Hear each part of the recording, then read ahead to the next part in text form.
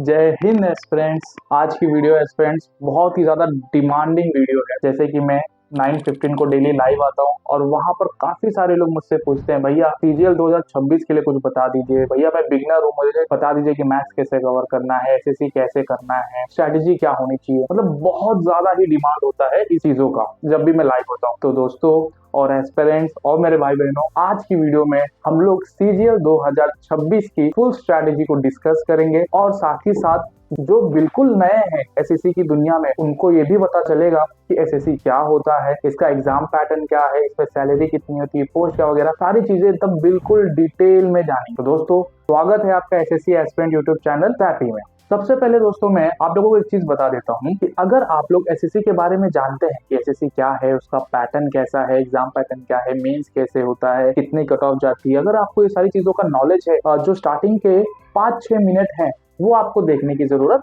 नहीं है। ठीक है, आपके स्क्रीन पे यहाँ पर दिख रहा होगा कि कितने मिनट से आपको वीडियो स्टार्ट करनी है अगर आप सिर्फ और सिर्फ मैथ्स की स्ट्रैटेजी वीडियो जानना चाहते हैं।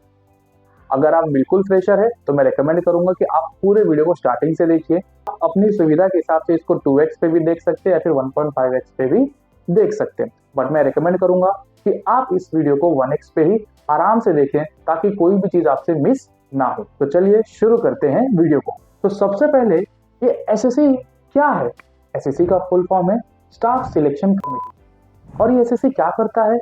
एसएससी गवर्नमेंट ऑफ इंडिया के वेरियस मिनिस्ट्री जैसे ministry of railway, ministry of defence, उसके अलावा बहुत सारे ministry of direct tax, ministry of indirect tax, ये सारी मिनिस्ट्रीज में स्टाफ्स का रिक्रूटमेंट करता है। आप एसएससी के थ्रू बहुत ही पावरफुल पोस्ट पे भी जा सकते हैं। For example income tax inspector, excise inspector, CBI sub inspector, आप ईडी में जा सकते हैं। बहुत ही बढ़िया और बहुत ही पावरफुल जॉब्स जो है वो आपको एसएससी के थ्रू मिल जाता है। और इसमें सैलरी कितनी होती है? इसमें जो सैलरी होती है एस्पिरेंट्स वो होती है, स्टार्टिंग सैलरी आपकी हो जाएगी अराउंड 55 से लेके 90,000 तक आप जाओगे। तो सैलरी काफी अच्छी है। वर्क लाइफ बैलेंस भी कुछ पोस्ट में बहुत बढ़िया होता है। ठीक है, अब ये एसएससी होता कब है? एसएससी का जो नोटिस है एस्पिरेंट्स वो अप्रैल में आता है। ये साल थोड़ा सा लेट हो गया था बिकॉज विंटर चेंज वगैरह हुआ था, वरना जनरली अप्रैल में इसका नोटिस आ जाता है। इसमें कितनी वैकेंसीज आती हैं? हर साल लगभग जो देखा जा रहा है 3 से 4 साल का ट्रेंड, उसमें 15,000 के आसपास आपको वैकेंसी मिल जाएगा। अब वैकेंसी के बाद एग्जाम कब होता है? अब जब इसका नोटिफिकेशन आता है लगभग उसी समय इसका फॉर्म फिलिंग डेट शुरू हो जाता है और 1 महीना आपको मिलता है फॉर्म फिलिंग के लिए टाइम। फॉर्म फिलिंग के होने के बाद जब डेट खत्म हो जाएगी उसके लगभग 1 से 1.5 महीने बाद आपका एग्जाम हो जाता है। तो अगर अप्रैल और मई में अगर आपका नोटिफिकेशन आ रहा है इसके आसपास, तो मान लीजिए आपका जुलाई एंडिंग या फिर अगस्त में एग्जाम हो सकता है। ये साल थोड़ा सा लेट हो रहा है बिकॉज चीजें थोड़ी सी यहाँ पर रकस क्रिएट हुआ था। और इसका एग्जाम पैटर्न कैसे होता है, अब ये यहाँ से जो वीडियो होगी ना वो बहुत ज्यादा इंपॉर्टेंट हो जाएगी। अब बात करते हैं एग्जाम पैटर्न के। तो जैसे एस्पिरेंट्स आप सभी लोग यहाँ पर देख सकते होंगे कि टीयर 1 का आपको एग्जाम पैटर्न एसएससी के ही नोटिस से ये हमने निकाला है। जो उसका नोटिफिकेशन आया था उसी से हमने इसको यहाँ पर डाला हुआ है। आप देख सकते हैं इसमें 4 सब्जेक्ट आपसे पूछता है। सबसे पहले आपसे पूछता है क्वांट, जिसको हम लोग मैथमेटिक्स कहते हैं, लॉजिकल रीजनिंग पूछता है, इंग्लिश पूछता है और general science and general knowledge आपसे पूछी जाती है। टीयर 1 टोटल 200 मार्क्स का होता है, जिसमें आपको 50 मार्क्स का क्वांट होता है, 50 मार्क्स का रीजनिंग होता है, 50 मार्क्स का इंग्लिश होता है और 50 मार्क्स का ही जीके एंड जीएस होता है। आपको पर सेक्शन 25 क्वेश्चंस देखने को मिलते हैं और हर एक क्वेश्चन 2 मार्क्स के लिए होता है और आपको ये 100 क्वेश्चन सिर्फ और सिर्फ 1 घंटे में सॉल्व करना होता है। तो यहाँ पर स्पीड अच्छी चाहिए होती है। और दोस्तों साथ ही साथ आपको ये भी बता दूं कि इसमें अगर आपने कोई क्वेश्चन गलत किया तो यहाँ पर नेगेटिव मार्किंग भी होती है। तो अगर आपने एक क्वेश्चन गलत कर दिया तो आपके 0.5 मार्क्स काट लिए जाएंगे। तो ये होता है टीयर 1, जिसमें 4 सब्जेक्ट आएंगे, 200 मार्क्स का होगा, 2 मार्क्स राइट होने पे मिलेंगे और 0.5 मार्क्स रॉन्ग होने पे काट लिया जाएगा। अब इसमें टारगेट स्कोर कितना होना चाहिए? जिस तरीके से ट्रेंड चल रहा है लास्ट कुछ ईयर्स का, तो आपका टारगेट स्कोर 160 प्लस ही होना चाहिए। आप सोचेंगे अरे इतना हाई टारगेट स्कोर, देखो ज्यादा का कोशिश करोगे तो ही तो थोड़ा बहुत मिलेगा। जैसे कि आपको भी पता है अगर आप टारगेट 170 160 का करोगे तो ही आपके स्कोर 140 150 तक पहुंचने के चांसेस ज्यादा हो जाएंगे। तो इसलिए एम जो करना है हमेशा हमको हाई एम करके चलना है। अब टीयर 1 होने के बाद लगभग 3 से 3.5 महीने बाद आपका होता है टीयर 2। अब टीयर 2 में भी चारों सब्जेक्ट्स आते हैं, बट यहाँ पर जो वेटेज है और जो टाइमिंग है उसमें थोड़ा बहुत चेंजेस मिलता है। जैसे आपको यहाँ पर स्क्रीन पे दिख रहा होगा टीयर 2 का पैटर्न क्या है। जैसे आप देख सकते हैं टीयर 2 में 2 सेक्शन होते हैं। सबसे पहला सेक्शन में होगा आपको मैथमेटिक्स एंड लॉजिकल रीजनिंग मिल जाएगा। दोनों 30-30 क्वेश्चंस आते हैं दोनों के, ठीक है। और एक क्वेश्चन अब 2 मार्क का नहीं बल्कि 3 मार्क का हो जाता है। तो मैथ्स भी 90 मार्क्स का होता है और रीजनिंग भी 90 मार्क्स के होते हैं। उसके बाद सेक्शन 2 में आपको इंग्लिश और जीके मिलेगा, जिसमें इंग्लिश में 45 क्वेश्चंस आते हैं और जीके के सिर्फ और सिर्फ 25 क्वेश्चंस आते हैं। और एस्पिरेंट्स, यहाँ पर अब अगर आपने कोई क्वेश्चन रॉन्ग किया तो आपके आधे मार्क्स नहीं, पूरे के पूरे 1 मार्क्स चले जाएंगे। तो यहाँ पर 1/3 नेगेटिव मार्किंग की जाती है। इसके अलावा टीयर 2 में एस्पिरेंट्स आपको एक सेक्शन 3 भी है जो कि है कंप्यूटर का, बट कंप्यूटर आपको बस क्वालिफाई करना होता है, उससे आपका रैंक नहीं डिसाइड होगा, बट वो बहुत इंपॉर्टेंट है। 2022 में जब पहली बार कंप्यूटर आया था तो बहुत सारे लोगों ने बहुत अच्छे स्कोर किए थे, बट क्योंकि उन्होंने कंप्यूटर क्वालिफाई नहीं किया इसलिए वो सिलेक्ट नहीं हो पाए थे। इसे हल्के में बिल्कुल मत लेना। इसके अलावा स्टूडेंट आपको टाइपिंग टेस्ट भी देना होता है।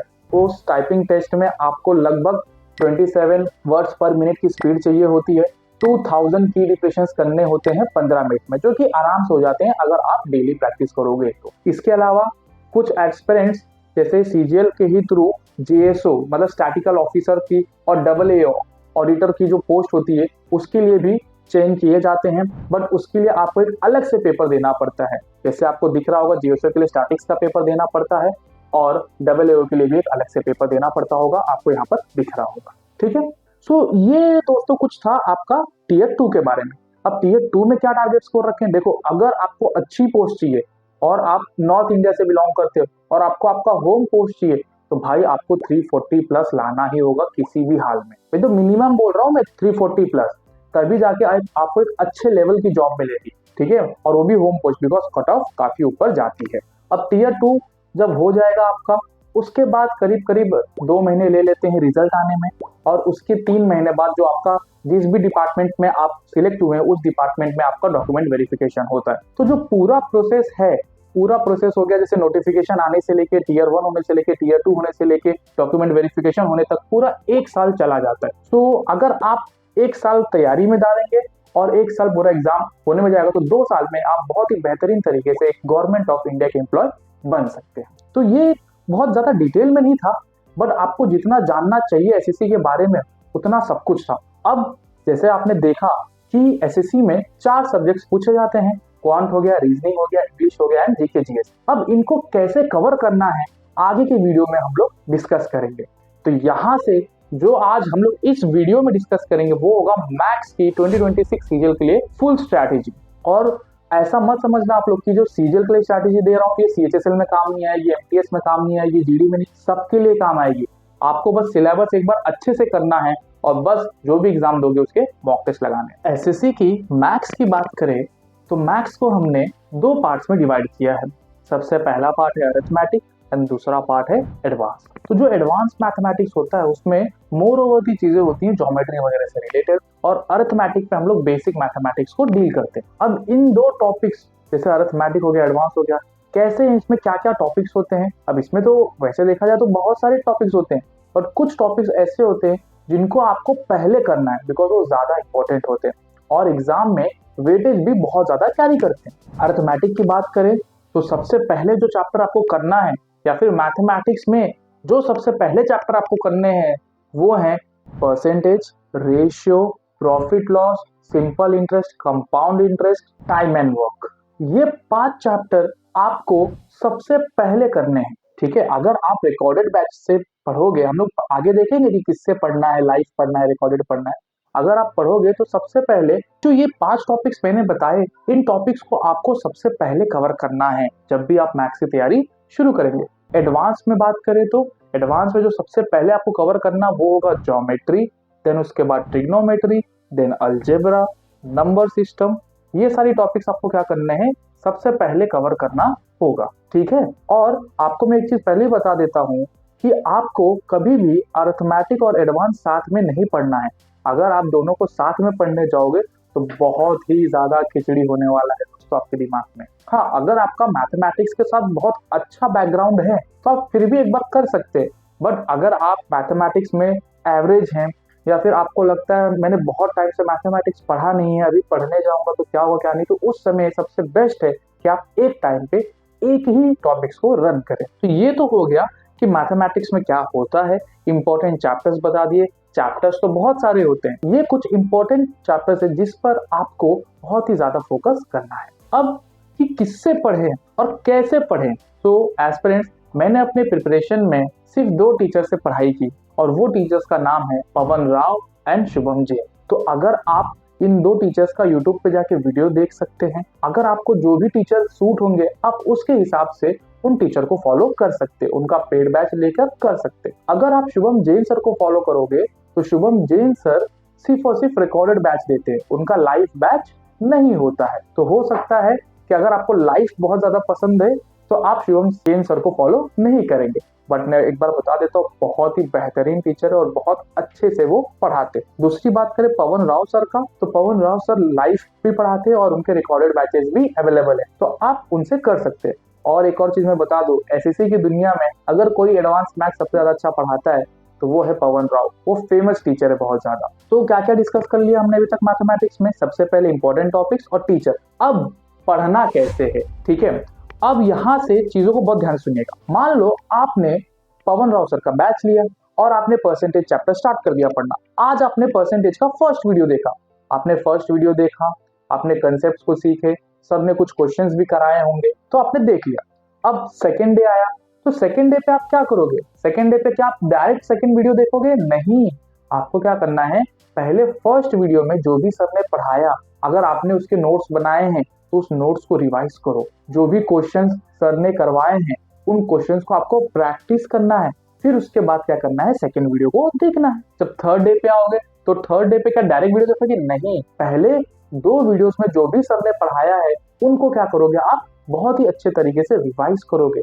फिर थर्ड डे का वीडियो देखोगे। फोर्थ डे पे क्या फिर से अब तुरंत नया वीडियो देखोगे? नहीं, आपको क्या करना है, पहले 3 दिन जो भी सर ने परसेंटेज में पढ़ाया उसको प्रैक्टिस करना है। ऐसे करते करते आपको जाना है और जब परसेंटेज चैप्टर खत्म हो जाएगा तो उसके बाद तुरंत नया चैप्टर नहीं स्टार्ट कर देना है। सबसे पहले क्या करना है, परसेंटेज को एक बार फिर से पूरा रिवाइज करना है। जब आप इस तरीके से करोगे ना तो आपके साथ है ना कोई भी प्रॉब्लम नहीं आएगी मैथमेटिक्स में। याद रखना, जब मैं लाइव रहता हूँ तो मुझसे बहुत सारे बच्चे पूछते सर मैथमेटिक्स का ना पूरा का पूरा मैंने सिलेबस कंप्लीट कर लिया फिर भी मुझे आ नहीं रहा है, मार्क्स नहीं बढ़ रहा है, भूल जाता हूँ, क्वेश्चन क्लिक नहीं हो रहे। वो क्यों? क्योंकि उन्होंने सिर्फ वीडियो देखा और प्रैक्टिस कम किया। जबकि मैथमेटिक्स में एक कहावत है और जो चीज मैं भी कहता हूँ कि भाई वीडियो भले ही कम देखो पर प्रैक्टिस ज्यादा होनी चाहिए, पढ़ाई भले ही कम हो पर रिवीजन लगातार होते रहना चाहिए। तो ये मंत्र आपको फॉलो करना रहेगा। तो इस तरीके से आप परसेंटेज करोगे, फिर रेशियो में भी यही आपको फॉलो करना है, उसके बाद प्रॉफिट लॉस में भी यही करना है, बाकी चैप्टर्स में सब करते जाना है आपको इसी तरीके से। और जब भी आपके 5 चैप्टर्स हो जाए करके तो फिर से 6th चैप्टर मत स्टार्ट करना, पहले उन 5 चैप्टर्स को रिवाइज करना। देखो मैं 2026 के लिए स्ट्रैटेजी बता रहा हूँ, तो हमारे पास उतना टाइम है, तो आप ये मत सोचना कि भैया इसमें तो टाइम बहुत निकल जाएगा। नहीं, अगर आप अच्छे से करेंगे तो जरूर होगा, डिसिप्लिन तो रखना ही। अब बात करते हैं एडवांस मैथ्स की, कि एडवांस मैथ्स में क्या कुछ अलग करना है। देखो जो अरिथमेटिक में कर रहे थे जैसे तरीके से कि वीडियो देखा, पहले उसको रिवाइज करना है, फिर नेक्स्ट वीडियो देखना है, ये तो करना ही करना है। बट एडवांस मैथ्स में जो थियरी होती है ना वो बहुत इंपॉर्टेंट होती है। जैसे कि जब आप ज्योमेट्री पढ़ोगे तो ज्योमेट्री में ना बहुत सारे थियरम्स होते हैं, बहुत सारे फॉर्मूलाज होते हैं, ट्रिग्नोमेट्री में बहुत सारे फॉर्मूलाज होते हैं। तो अगर आपको थियरम्स, आपको वो फॉर्मूलाज नहीं याद है ना तो आपको बहुत दिक्कत हो जाएगी। मतलब आप लोग सोचोगे भैया ये ना मतलब थियरम है ना मुझे डायग्राम में दिखता ही नहीं है, डायग्राम तो देख लेता हूं पर मेरे दिमाग में थियरम क्लिक ही नहीं होता। क्यों नहीं क्लिक होता? क्योंकि आपने थियरम अच्छे से याद ही नहीं किया। अच्छे से याद होने का मतलब क्या है कि जैसे ही आपने मीडियन देखा, मीडियन देख के याद आना चाहिए अपोलोनियस थ्योरम, इस लेवल पे करना है। जैसे ही आपने ऑल्टीट्यूड देखा हाइपोटेनस पे तो आपको याद आना चाहिए अरे यहाँ तो ज्योमेट्रिक मीन लगेगा। अगर आप इस तरीके से थियरी को अच्छे से पढ़ोगे तो ही जाके आपके क्वेश्चंस बनेंगे एडवांस मैथमेटिक्स में। और अगर आप कंफ्यूज हो कि मैं नोट्स कैसे बनाऊं तो डिस्क्रिप्शन में मैंने गूगल ड्राइव का लिंक दिया है जहां पर मेरे खुद के नोट्स, मेरे खुद के एडवांस मैथमेटिक्स के थियरी के नोट्स वगैरह वहां पर मैंने अपलोड करके रखे हैं, तो वहां से आप रेफरेंस ले सकते हो, ठीक है। और मैं यही बोलूंगा कि अपने नोट्स बनाना जरूर। और मैं एक चीज और बता देता हूँ मान लो आप पवन राव सर से पढ़ रहे हो, पवन राव सर एक लेक्चर में समझ लो 20 क्वेश्चंस करा रहे हैं, तो क्या 20 के 20 क्वेश्चन मुझे बुक में लिख देने? नहीं, आपको बुक में क्या क्या लिखना होगा? सबसे पहले तो चैप्टर का नाम, फिर कंसेप्ट का नाम। जैसे अगर वो परसेंटेज पढ़ा रहे हैं तो परसेंटेज में बहुत सारे टाइप के क्वेश्चन होते हैं, जैसे इलेक्शन का एक टाइप होता है, ठीक है, इनकम का एक टाइप होता है, ये सारे टाइप्स होते हैं। तो आपको जैसे इलेक्शन का आया तो लिखना है इलेक्शन टाइप क्वेश्चन, और इलेक्शन टाइप क्वेश्चन में क्या कंसेप्ट होता है उसको लिख देना है, अपनी भाषा में लिखो। मैंने खुद के नोट्स में अगर आप लोग देखोगे तो मैंने बहुत जगह पे हिंदी में लिख के रखा है चीजें, तो आपको जिस तरीके से समझे उस तरीके से बढ़िया से अपने नोट्स लिख दो। और उसके बाद सारे क्वेश्चंस नहीं लिखने, सिर्फ 2 से 3 क्वेश्चन जो मेन है, जो ज्यादा हार्ड है, जो ज्यादा इंपॉर्टेंट है, उनको क्या करना है, आपको नोट डाउन कर लेना है। और जब आप रिवीजन करोगे तो फिर से वीडियो देख के रिवीजन नहीं करना है, आपको आपके नोट्स ही पढ़ना है। अभी 2025 का जब मैं सीजीएल दे रहा था, लास्ट के 1 महीने में जब मुझे रिवाइज करना था, तो मैंने कोई वीडियो देख के रिवाइज नहीं किया, मेरे पास मेरे नोट्स थे, मैंने बस अपने नोट्स को फिर से सॉल्व कर लिया, सारी चीजें एक बार देख ली तो सारे टाइप्स, सारे कंसेप्ट रिवाइज हो गए। तो कुछ इस तरीके से आपको आपके नोट्स बनाने हैं। अब ठीक है भैया, आपने जैसे बताया मैथमेटिक्स के टॉपिक्स पता चल गए हमको, इंपॉर्टेंट टॉपिक्स, टीचर्स पता चल गए, नोट्स कैसे बनाना है और वीडियो को कैसे देखना है, ठीक है, ऐसे नहीं किसी देखते जाना, किस तरीके से देखना है ये भी पता चल गया। अब भैया ये बता दो कि रिवीजन कैसे करते हैं। तो आ जाते हैं हम लोग, ये रिवीजन कैसे करना है मैथमेटिक्स को। तो जब मैथमेटिक्स की रिवीजन की बात आई तो भाई इससे सब लोग बहुत डरते हैं, क्योंकि इतना ज्यादा वास्ट है। तो जो आपको क्या करना है कि सबसे पहले रिवीजन के लिए तो आपके पास आपके नोट्स है, उसके बाद जो भी टीचर ने शीट्स दिए हैं उनको आपको वापस से सॉल्व करना होगा। बट भैया कैसे करेंगे, मतलब अगर आज मैंने परसेंटेज शुरू किया तो 1 महीना लग जाएगा लास्ट टॉपिक तक आते आते, मुझे भी पता है। तो आपको क्या करना है, 6 से 7 टॉपिक सिलेक्ट करने हैं। जैसे मैं बोलूंगा कि आप 6 टॉपिक्स को सिलेक्ट करो, जैसे मैंने सिलेक्ट कर लिया percentage, geometry, trigonometry, simple interest, compound interest, time and work और टाइम स्पीड डिस्टेंस, ये 6 टॉपिक मैंने सिलेक्ट किए। आपको क्या करना है, हर एक टॉपिक के 20-20 क्वेश्चंस डेली सॉल्व करने हैं। और मैं पहले बता रहा हूँ, कोई भी बुक लेने की जरूरत नहीं, जो सर के शीट्स होते हैं उसी से करो, मोर देन इनफ है। आपको क्या करना है, 6 टॉपिक्स के 20-20 क्वेश्चंस को सॉल्व करना है। तो इस तरीके से एक ही दिन में आप 6 चैप्टर्स को रिवाइज करोगे और सिर्फ 10 दिन लगेगा और आपके 6 चैप्टर्स डन हो जाएंगे। फिर जैसे 6 चैप्टर्स हो जाएंगे उसके बाद नेक्स्ट 6 चैप्टर्स को आपको चूज करना है और उस 6 चैप्टर्स में भी आपको ऐसे करना है। आप सोचोगे भैया 20-20 क्वेश्चंस मतलब 120 क्वेश्चंस बहुत ज्यादा हो जाएगा। अरे बिल्कुल नहीं होगा, आपकी स्पीड इतनी बन जाएगी उस टाइम तक कि आपको टाइम नहीं लगेगा। तो इस तरीके से आपको करने हैं रिवीजन। अब बात करते हैं कि मॉक टेस्ट कब लगाना है, सेक्शनल टेस्ट कब लगाना है। तो जो मॉक टेस्ट की बारी होती है, जब तक आपके जो मैंने इंपॉर्टेंट टॉपिक्स बताए थे स्टार्टिंग में वो नहीं हो जाते तब तक आपको मॉक टेस्ट नहीं लगाना है, ना ही सेक्शनल टेस्ट लगाना है। आप चैप्टर टेस्ट लगाना चाहते हो तो लगा सकते हो, पर जब आपका अराउंड 70% सिलेबस कंप्लीट हो जाएगा उसके बाद ही आपको मॉक टेस्ट वगैरह लगाना है, वरना क्या है, मार्क्स आएंगे नहीं तो कॉन्फिडेंस काफी गिर जाएगा। तो इन सारी चीजों को आपको मैथमेटिक्स में बहुत ही डिटेल में फॉलो करना है। और याद रखना मैथमेटिक्स में टाइम लगता है, ठीक है, आपको लगेगा 8 महीना 6 महीना लग जाएगा, आपकी स्पीड पे डिपेंड करता है। इसके अलावा एक चीज है जिसपे कोई ध्यान नहीं देता है और वो है कैलकुलेशन। आपको कैलकुलेशन पे काम करना होगा। अगर आप पवन राव सर को फॉलो करते हो या फिर आप शुभम जैन सर को फॉलो करते हो, दोनों सर ने कैलकुलेशंस के ऊपर वीडियोस डाल के रखे, उनको वीडियोस को देखो। और मैं आपको पहले ही बता देता हूँ, कैलकुलेशन सिर्फ 1 हफ्ते में नहीं इंप्रूव होता, उसे 2 महीने लगते हैं। तो 2 महीने डेली प्रैक्टिस करो, डेली प्रैक्टिस करो, तो मैं बता रहा हूँ आपका कैलकुलेशन इतना फास्ट हो जाएगा, इतना फास्ट हो जाएगा जितना आपने सोचा नहीं है, और उससे बहुत हेल्प मिलती है। और साथ ही साथ आपको क्या करना है, जब अपने नोट्स बनाओगे, नोट्स तो बनाने हैं बट एक फॉर्मूला लिस्ट, एक फॉर्मूला बुक बना लेनी है जिसमें सारे फॉर्मूलाज होंगे। तो मैथमेटिक्स में बस आपको इतना ही करना है। तो ये अगर आप स्ट्रेटजी फॉलो करोगे मैथमेटिक्स में जो मैंने आपको बताई है, पक्का आपका मैथमेटिक्स बहुत ही बेहतरीन तरीके से हो जाएगा। और मुझे फुल कॉन्फिडेंस है अपने इस स्ट्रेटजी पे, और इसका रीजन है क्योंकि मैं एक टीचर भी हूँ।